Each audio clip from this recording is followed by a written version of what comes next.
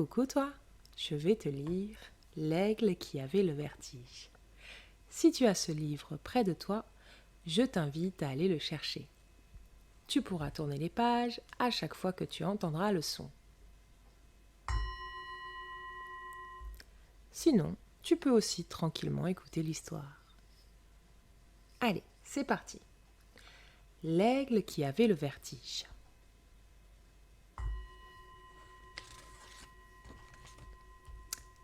Alors, Icario, tu m'accompagnes ? Non, merci, maman. Je n'ai pas fini de ranger le nid. Maman Aigle contempla son aiglon. Quelle chance d'avoir un fils comme toi, Icario, si ordonné et si serviable. Rien ne traîne.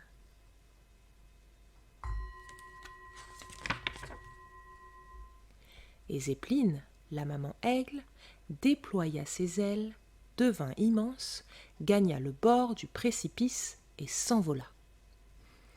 Malgré lui, Icario ferma les yeux quand Zépline s'élança dans le vide. Pour l'aiglon, s'approcher de la falaise était impossible. Rien que l'imaginer le rendait malade.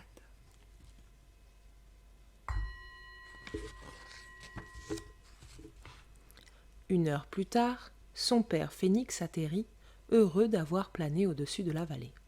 « Quel temps magnifique, Icario! L'air nous porte, même pas besoin d'agiter les ailes. Viens, je vais te montrer. » « Non, merci, papa. J'ai cours de chant. »« Maintenant ?»« Oui, avec mademoiselle Blériotte. C'est important pour un oiseau de savoir chanter. »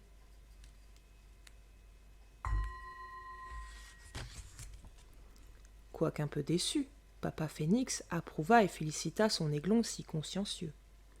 Il ignorait, hélas, qu'Icario inventait 1000 excuses pour ne pas voler. « Quelle catastrophe !» pensait Icario. « Je dois être le seul aigle sur terre à avoir le vertige. » Leur nid se trouvait très haut, au sommet d'un piton rocheux, non loin des nids d'autres familles aigles. Autant dire qu'Icario ne se déplaçait que de nid en sautillant. Il fixait ses pattes et ne jetait jamais un œil sur les côtés.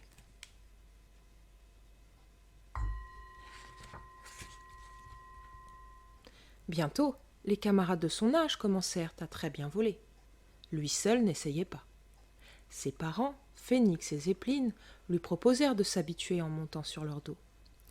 Comme Icario s'était déjà servi de toutes les excuses possibles, il grimpa sur celui de son père.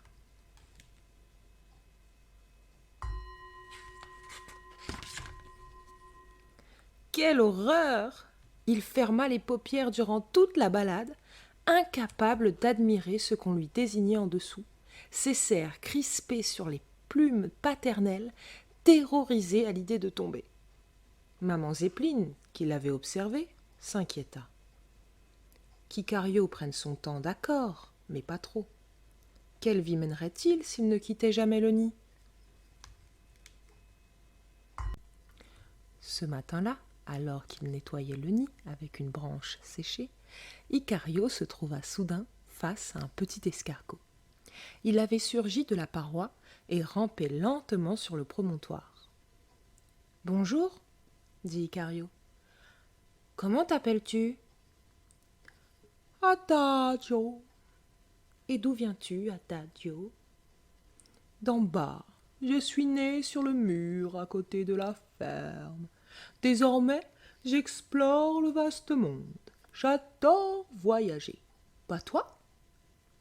Icario évita de répondre et proposa à Adagio d'excellents pissenlits qui poussaient à proximité.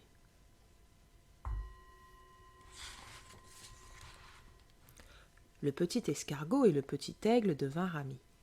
Adagio, un vrai baroudeur, parcourait les sentiers, les rochers, les parois. « Quelle chance tu as d'être un aigle, Icario. Bientôt, tu iras beaucoup plus loin que moi en peu de temps, comme je t'envie. » Les premières fois, Icario changea de sujet, mais comme il devenait vraiment proche, il lui avoua un jour son problème. J'ai le vertige, Adagio. Tu as peur du vide? J'ai peur de moi dans le vide. J'ai peur de ne pas arriver à utiliser mes ailes.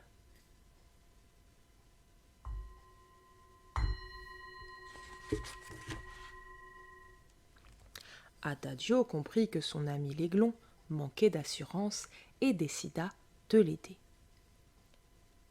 Icario, je voudrais explorer ta montagne. Tu m'accompagnes? Enfin, tu sais que j'ai parfaitement confiance en toi. Tu es un aigle, tu n'as pas besoin d'apprendre à voler. Est-ce que moi, j'ai appris à glisser? Ils s'approchèrent ensemble de la falaise. Je pars en premier, dit Adagio. Icario vit son ami disparaître doucement et tenta de se convaincre de sauter pour le rejoindre.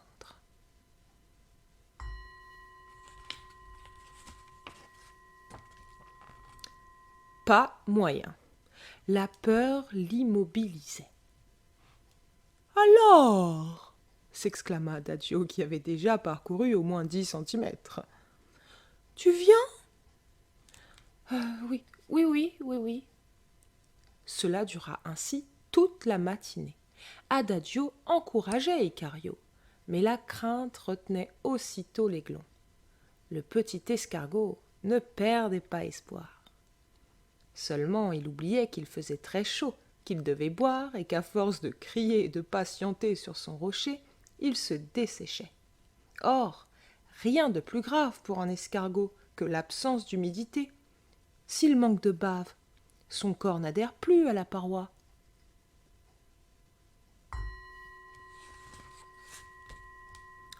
Soudain, Adagio sentit qu'il allait se détacher de la pierre. « Icario, je me décolle. Je sens que je tombe. » Quoi?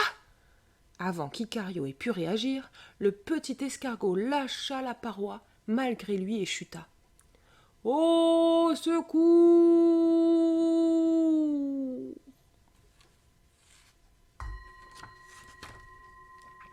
En entendant le cri de détresse, l'aiglon bondit au bord de la falaise et aperçut son ami qui dégringolait dans le précipice.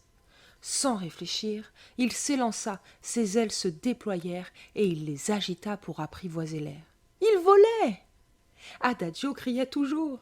Il allait s'écraser sur le sol, mais à la dernière seconde, il se sentit soulevé dans les airs. Icario l'avait attrapé dans son bec. Il était sauvé!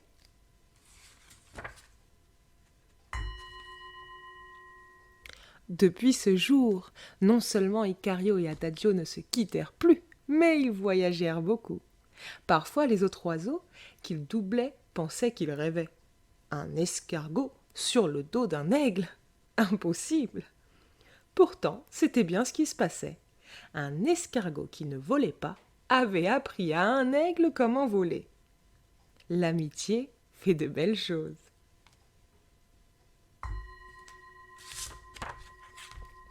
Le savais-tu? L'aigle voit 8 fois mieux que l'homme. Les ailes dépliées, l'aigle peut mesurer jusqu'à 2,5 mètres. L'aigle construit son nid en haut des montagnes et sur les falaises. As-tu aimé cette histoire?